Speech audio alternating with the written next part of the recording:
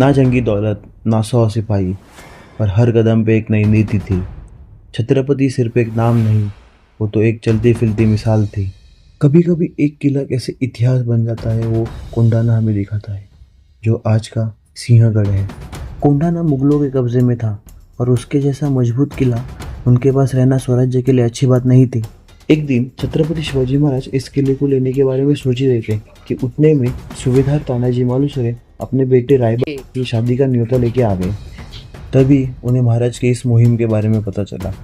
तब तानाजी मालुसरे बोले, मैं लूँगा इस मुहिम को, और महाराज झिझकते हुए उन्हें रोक ही रहे थे कि तभी वो बोले की आधी लगीन कोंडाण्याचं आणि मग माझ्या रायबाचं। और फिर शुरुआत हुई मुहिम को। रात में तानाजी मालुसरे कोंडाना के सबसे मुश्किल पहाड़ की तरफ आ गए और उन्होंने अपने थैले में से एक मॉनिटर लिजार्ड मतलब कि घोरपट को निकाला और उसके ज़रिए सब मराठे किले में घुस गए और सबको मार गिराया।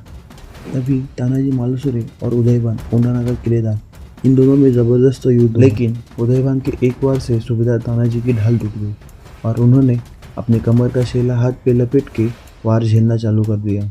फिर एक बार में उनका हाथ कट गया और वो वीर गति को प्राप्त हुए।